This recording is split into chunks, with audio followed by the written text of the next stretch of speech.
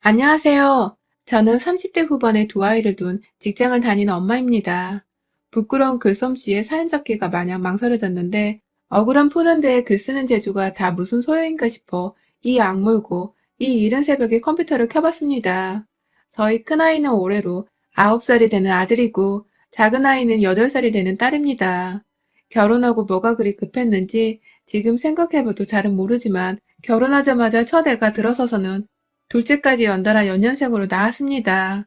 결혼 초반이니까 여보라 부르는 내 남편이 얼마나 좋았겠어요.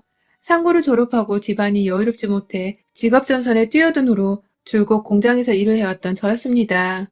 젊은 적에는 생산직 공장에서 3교대 일을 하며 야간 작업도 서슴지 않고 몸을 굴려가며 돈을 벌었고, 그러다 건강 문제로 26에 잠깐 3개월 쉰 것 말고는 결혼하고서 임신을 했을 초기까지도, 그리고 두 아이를 모두 다 낳자마자 산후조리를 겨우 끝마치고는 또 곧바로 돈을 번다며 공장직에 뛰어들었어요.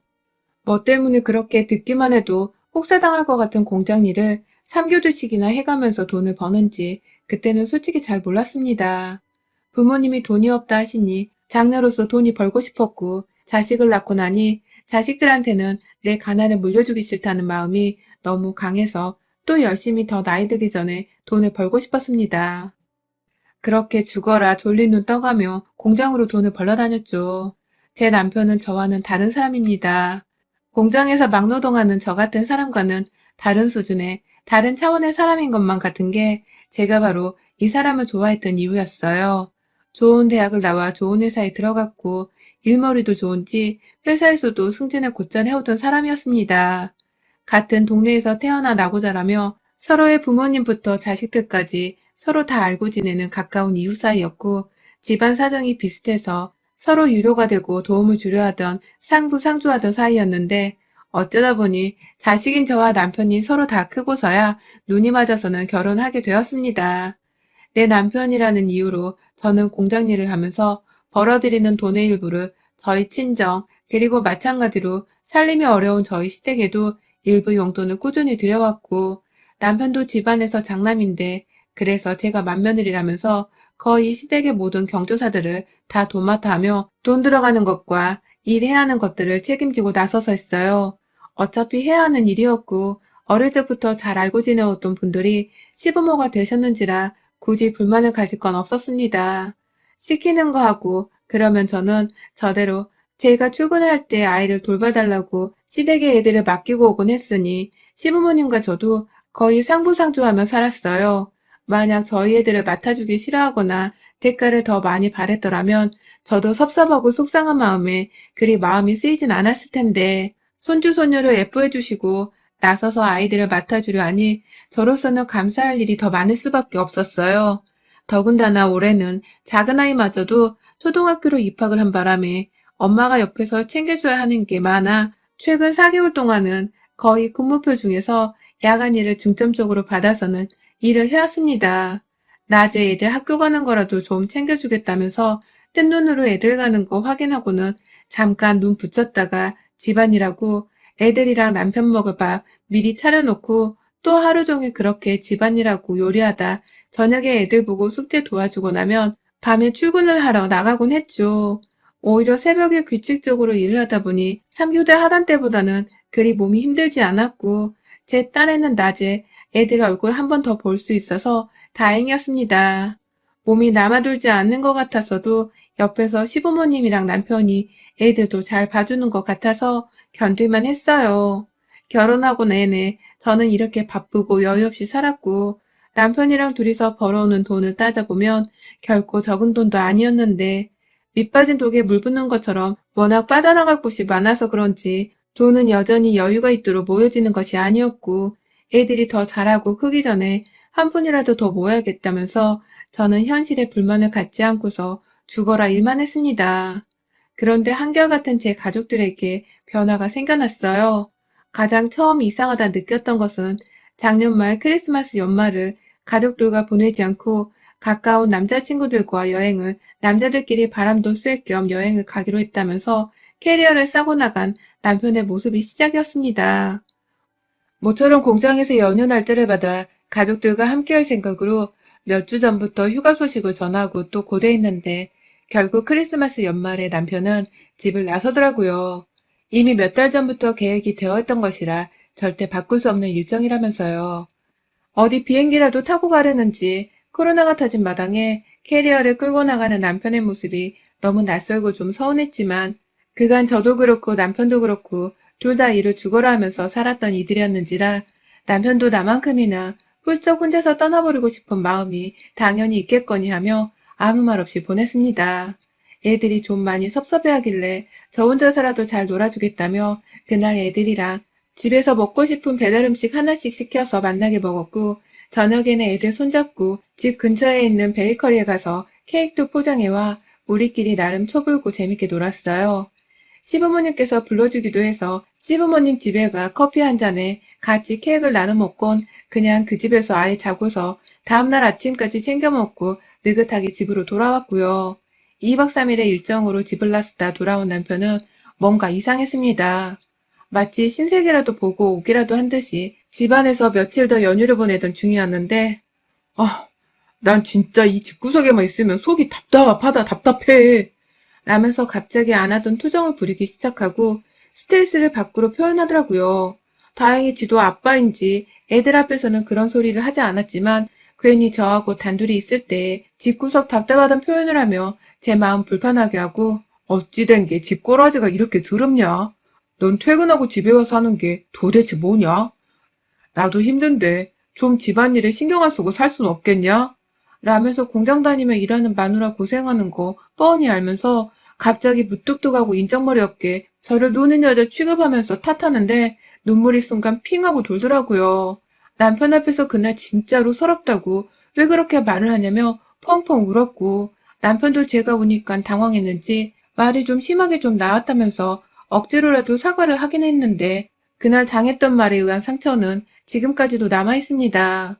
남편이 갑자기 오충기 같은 게 찾아왔나 싶어서 남편 상태가 걱정되기도 하고 우리가 아직 젊디 젊은 부부인데 너무 일하고 애정 없이 각박히 산 건 아닌가 싶어 괜히 지난날이 후회가 되고 그럼에도 불구하고 자식들이랑 웃는 일 많게 살아왔는데 왜 저렇게 혼자서만 민감하게 구는 건가 싶어 속도 상했어요. 결국에는 그럼에도 애들 아빠라면서 바깥일하고 나보다 더 나은 일을 하고 사는 사람이니까 내가 감당 못할 더한 스트레스가 많을 것이라면서 남편을 이해하려 애썼습니다. 조금 더 토라지는 때가 많았고 저야 정신없이 애들보다 밤늦게 출근하느라고 남편을 기다리기만 했던 적이 많지는 않았으나 퇴근 시간이 계속해서 늦어지는 남편에 대한 불만도 쌓여가기 시작했습니다. 하루 이틀도 아니고 무슨 야근을 매일같이 하냐며 애들이 부모 말고 할머니네서 보내는 시간이 많아지는 것에 대해 우리가 생각을 좀 해봐야 하지 않겠냐면서 차분하게 말을 걸어보려 해봤는데 남편은 그럴 때마다 피곤해 죽겠는데 했던 그 얘기 또 하게? 내가 그러니까 당신한테 지치는 거야. 늘 똑같잖아. 똑같은 옷, 똑같은 얼굴, 똑같은 그 몸뚱이, 똑같은 잔소리. 진짜 사는 게 역같네. 라며 뛰쳐나가 본 적도 있었습니다. 당황스럽고 조금 무섭기도 했어요. 내가 아는 그 남편이 맞나 싶기도 했고요. 저 사람이 진짜 나랑 헤어지자는 건가 싶어서 더 안 건드리고 꾹 혼자 참아가며 그 밤에 출근을 했습니다. 내가 여기서 더 말대꾸를 하면 내 남편이 진짜로 나한테 오만정이 다 떨어져서 도망을 가버릴까봐. 그래서 이혼이라도 하자고 할까봐 겁이 났어요. 전 지금 제 남편과 아이들이 없으면 어떻게 더 버티고 이 짓을 하며 살아야 할지 더 이상 용기가 나지 않았거든요. 그러다가 바로 지난달 주말에 애들이 학교를 가지 않던 날 저도 마침 휴무인 요일이어서 남편 없이 애들만 데리고서 잠시 외출을 했습니다. 그래봤자 동네 도서관이었지만 말입니다. 애들은 책 읽으라고 안에 보내놓고서 혼자 밖에서 휴게실에 앉아 커피 한 잔을 샀어요. 얼마 만에 부리는 사치인지 모르겠다면서 기분 좋게 커피를 받아들고는 대출해온 책을 읽고 있는데 저희 이웃이 아는 척을 하더라고요. 그 집도 애가 저희처럼 둘인데 주말이라고 책을 읽으러 도서관에 온 거라 했습니다. 그런데 애들 얘기하고 오랜만에 만나 사는 얘기하다 보니 이 사람이 제 눈치를 너무 보더라고요. 무슨 말을 하려는가 싶어서 가만히 눈을 마주쳐 봤더니 아휴 아니다. 내가 남의 가정 속 들춰봐야 뭐해. 주제 넘지. 라면서 말을 시작도 안 하고 딱 자르더라고요. 뭐 때문에 그래요? 우리 집 속은 왜 들춰보려 해? 무슨 일인데요? 라면서 그 집이 내 집이냐면서 눈이 커져 나한테 하는 소리냐며 물었더니 결국 그런 말을 하더라고요. 얼마 전에 나 자기인 줄 알고 깜짝 놀랬잖아. 분명히 자기 남편이고 옆에 자기 애들도 있었는데 여자만 자기가 아니고 다른 사람이라 내가 얼마나 기겁을 했는데. 한 동네에 시댁이고 친정이고 다 모여 사는 좁디 좁은 곳에서 간도 크지 그것들. 라고 말이죠. 커피를 마시고 있는 제 손이 벌벌 떨렸습니다. 자리에서 곧장 일어나 아이들을 데리고 집으로 돌아갔어요. 어디서 말 같자는 소리를 저리 시건방 떨며 하나 싶어서 이상한 소리를 한 이웃한테 욕도 나오고 집으로 가서는 괜히 가슴이 벌렁거려 내 새끼들 앞에서 물어볼까 말까 하다가 결국 아무 소리도 꺼내보지를 못했습니다. 괜히 제가 아이들한테 혼동만 줄까 싶어서요. 그리고 정확히 한 달도 채 지나지 않아 급기야 사단이 났어요. 쭉 애들 때문에 야간 근무만 하다가 공장 안에 저같이 애 키우는 애 엄마가 자기의 병원 데려가야 한다며 일하는 시간 좀 바꿔달라고 부탁을 해왔길래 토요일에 바꿔줬습니다. 일요일은 휴무일이라 시간이 바뀌어 일을 하더라도 신체적으로 피로가 덜할 것 같았거든요.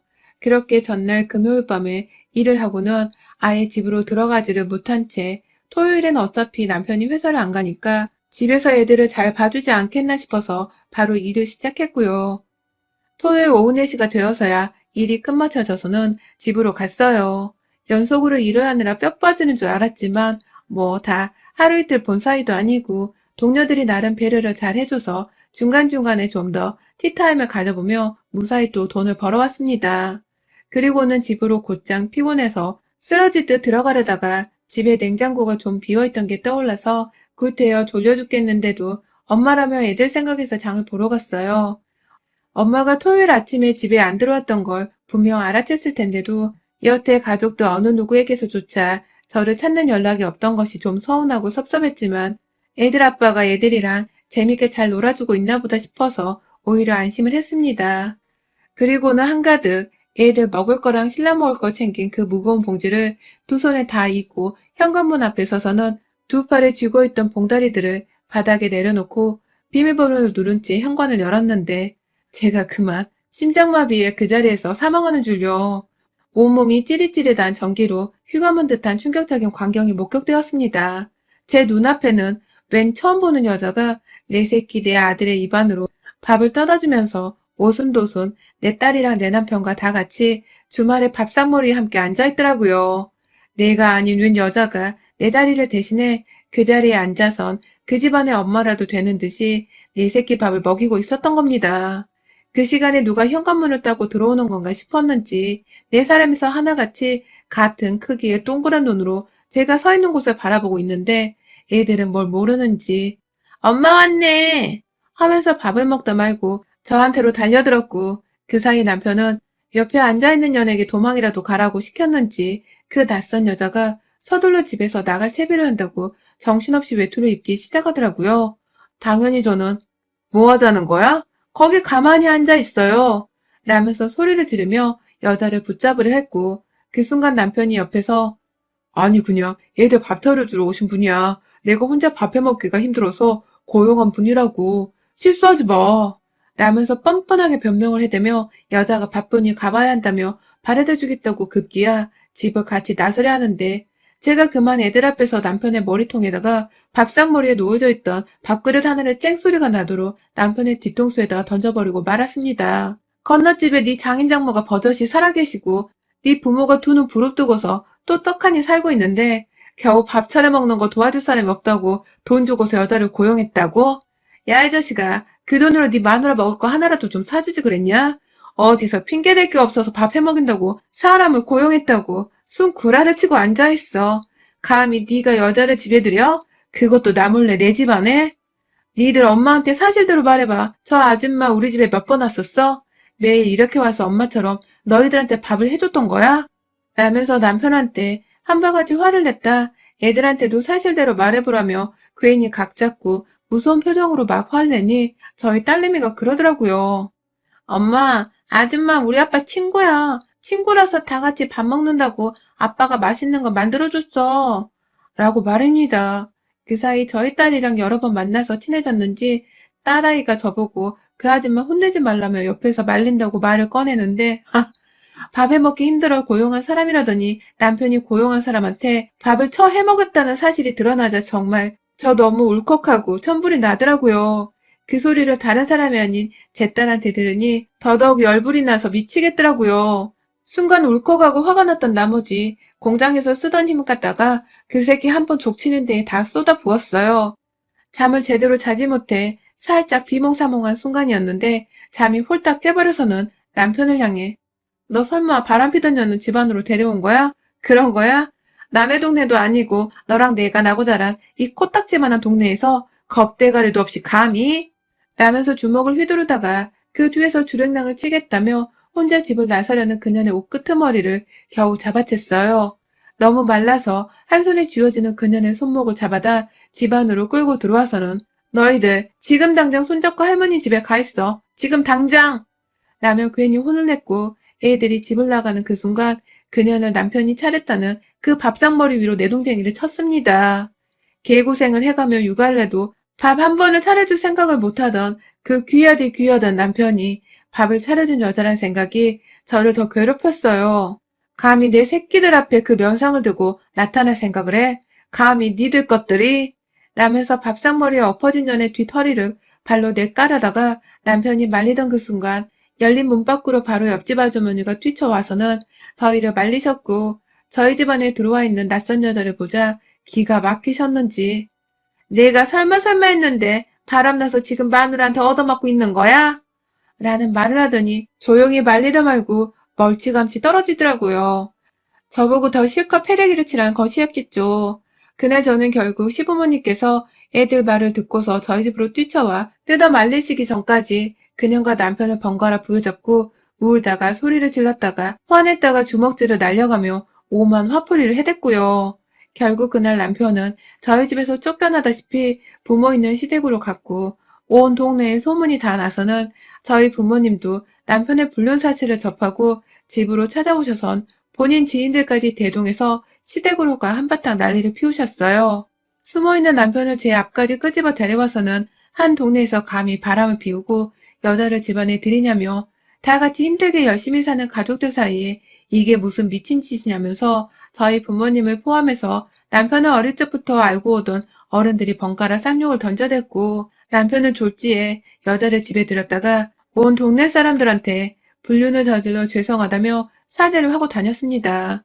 동네 분위기 물란하게 만들었다면서 오만 곳에서 욕을 얻어먹은 바람에 주말 내내 사죄를 하고 다녔고 급기야 동네에서 변호사 자식을 둔 어르신이 변호사 소개를 해주신 바람에 제가 말도 안 되는 수수료로 이혼 소송을 하게 되었네요. 지난번 도서관에서 만났었던 이혼 여자가 했던 말이 설마 했는데 그때 그 사람이 봤다는 여자가 바로 이 사람이 아닐까 싶었던 나머지 다시 그 이웃을 만나러 갔고 더 자세히 얘기를 들어보니 그 여자도 우리 동네에서 사는 것 같다는 정보를 입수했어요. 알고 보니 이 동네에 혼자 사는 노처녀였는데 오다 가다 한 동네에서 남편이랑 눈이 맞았었나 봐요. 이제 보니 지난해 크리스마스 때 남편이 여행 간다고 나갔을 적에도 그리고 매번 야근한다고 집에 안 들어올 적에도 그게 다 불륜자를 만나기 위한 꼼수였다는 것이 문득 뇌리를 스쳤습니다. 동네 주민들의 도움을 받아서 혼자 사는 그 상간녀 신상 파악도 했고 고소와 더불어 상간녀 소송도 걸어서는 온 동네가 시끌벅적하도록 소송을 치르게 되었습니다.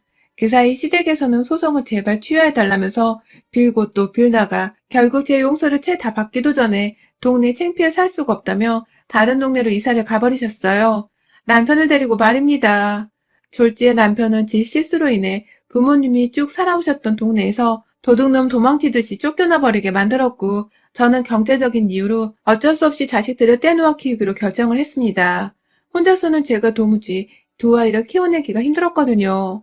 자식을 끔찍이 아끼는 것은 남편도 마찬가지였기에 주말 부부처럼 서로 아이들만 자주 서로 만나게 해주기로 합의를 보고 있는 중이며 다만 이혼의 책임이 남편에게 있기에 제가 키울 자식에 대한 양육비도 청구를 했습니다. 위자료라고 해봤자 많이 받아봐야 몇 천이라고 하는데 그것이라도 받아야 화가 조금은 풀릴 것 같아서 최고 금액을 걸고서 일단 소송을 걸어놨어요.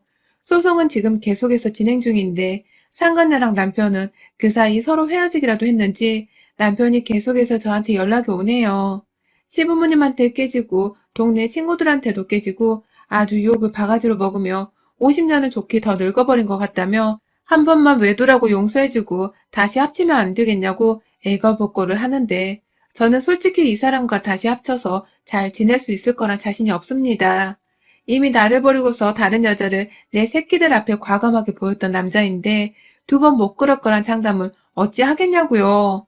남의 여자를 탐하고 남의 여자와 놀아났을 남자와 다시 부부라면 살 자신도 정말 없고요. 결국 저는 잠시 정도 안정적인 내 가정과 아이들 생각해서라도 남편과 합가하는 것에 고민을 했습니다.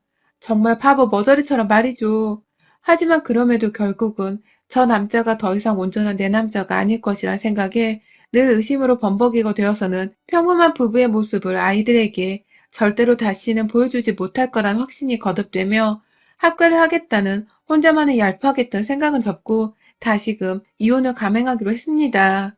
여전히 공장을 다니면서 빡세게 돈도 벌 것이고 여전히 빡세게 일하는 와중에도 두 아이들에게 모자람 없는 엄마로 남을 것입니다.